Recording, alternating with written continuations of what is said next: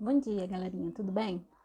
Bom, agora nesse segundo momento, né, que a gente está aí pós meio do ano, a gente vai trabalhar um pouquinho essa questão de amadurecimento de vocês, né? A gente viu todo um conteúdo referente a autoconhecimento e agora a gente vai partir para a prática, né? O que eu faço sabendo sobre isso tudo, né? Sobre todas essas informações. Então, a primeira coisa que eu trago para vocês são algumas fases de amadurecimento que nós temos, tá? E aí a diferença nessas fases entre ter autonomia e ter heteronomia, tá? Então vamos entender um pouquinho sobre isso. Bom, autonomia é uma palavra que a gente escuta o tempo todo, né? É o fato de que você consegue ter as suas próprias atitudes, né? Você consegue saber que existem regras, mas você não se limita. Você consegue se organizar para que você faça tudo com autonomia, né?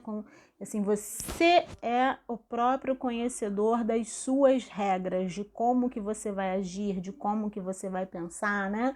O centro da decisão, tá? Então, assim, a própria pessoa decide sobre isso.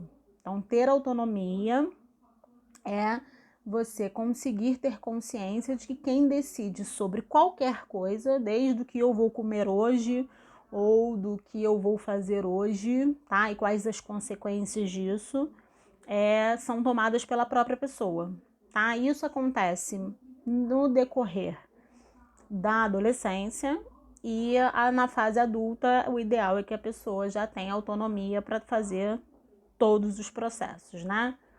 E aí, da onde vem essa palavrinha heteronomia, né? Heteronomia, né, é quando esse hétero vem de diferente, né? Então, ele é quando uma outra pessoa toma as atitudes por nós, né? Então, vamos pensar numa criança pequena, que ela não sabe se é perigoso ou se não é perigoso, se ela pode caminhar por ali, se ela não pode. Então, um adulto, uma pessoa autônoma, responsável, ela dita as regras, né? E aí a gente diz que essa pessoa está sofrendo heteronomia, que é o natural, tá? E a gente pode chamar de outras coisas, de proteção, de ajuste, de desenvolvimento, enfim, tá? Então, assim, a heteronomia, ela é necessária até uma certa faixa etária, tá? Depois disso, o ideal é que a gente não tenha mais heteronomia. Então, essas diferenças aí, né, que eu acabei citando os dois. Então, heteronomia é diversas regras, né? Então, assim, o conceito foi criado por um filósofo para denominar o sujeito do indivíduo. Então, assim, ele não tem a sua própria vontade. Ele segue a vontade de terceiros, né? Como eu disse, assim, ele segue regras estipuladas por outras pessoas, como se ele não tivesse a capacidade de analisar se aquilo é bom ou ruim, então ele acha melhor seguir o que as outras pessoas falam. E a autonomia é o contrário disso, né?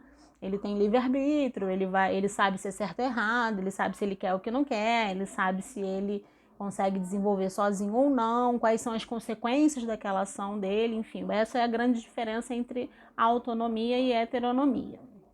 E aí, falando de estado de desenvolvimento, né, ainda acrescenta-se mais uma, tá? Quando a criança é muito bebezinha, a gente chama de anomia, que é a ausência de regras. Ela não sabe as regras e ela não compreende as regras ainda. Então, ela tem essa fase aí de não sei o que é certo e o que é errado e nem entendo você me dizer o que é certo e o que é errado.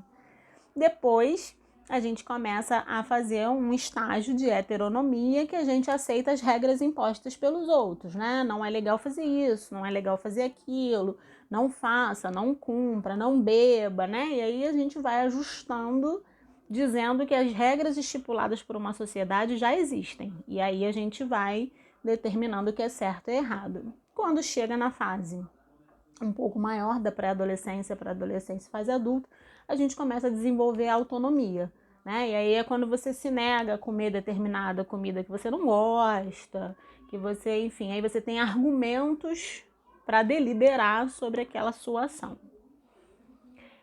Aí alguns esclarecimentos, né? O que acontece? Essas faixas foram determinadas por Piaget, e aí eu coloquei aqui quem foi Piaget, tá? Piaget é um biólogo, psicólogo, considerado um dos mais importantes pensadores da educação, lembrando que a nossa disciplina é toda voltada para a área da educação. Então ele vai estar trabalhando essas faixas etárias, né, da autonomia, heteronomia. É só para vocês entenderem que eu não tirei esses termos do nada, que existem pessoas que estudaram isso e se aprofundaram para que a gente tenha embasamento para poder conversar. Outro, o que será? Como será que funciona essa autonomia e autonomia na escola e na vida? Né? E aí eu trouxe um outro filósofo, que foi Paulo Freire, que é considerado o pai da educação, e ele vai conversar um pouco sobre isso, sobre o fato da escola não permitir muito que você tenha autonomia, do tipo de ensino. Então, assim, você não tem muito... hoje, bem menos, tá? Então, como o Paulo Freire ele é muito antigo, assim, a educação era: eu falo, eu digo que essa resposta é a certa, né? Eu, como professora, pronto, e acabou. Hoje em dia, a gente já sabe que não. Então, assim, construía-se um sujeito muito na heteronomia, né, a escola. Hoje já nem tanto. Hoje o aluno tem voz ativa. Às vezes você traz um conteúdo que eu não conhecia. Às vezes você consegue uma resolução nova de uma questão que eu nunca tinha visto. Enfim, então hoje a gente já tem uma melhora dessa autonomia no ambiente escolar. E na vida, né, gente? Como é que o Paulo Freire defende essa barreira, né, na vida? Então, assim, quanto mais eu me conheço, quanto mais eu me organizo, quanto mais eu tenho habilidade sobre, mais autônomo eu sou, tá? E o que acontece muito, apesar da gente já ter uma sociedade um pouco mais crítica e tudo mais, é que as pessoas estão demorando a passar dessa fase da heteronomia. E aí a gente vai encontrar adultos ainda esperando alguém dar um comando. Sozinhos eles não funcionam.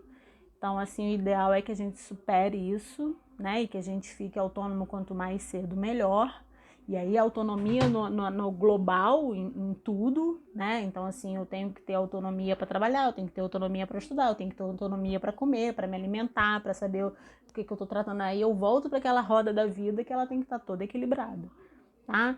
Então, a ideia hoje era discutir um pouquinho sobre autonomia e heteronomia com vocês, e na aula ao vivo a gente conversa melhor, e aí eu trago um pouco mais de exemplos, ok? Beijinhos e até a próxima!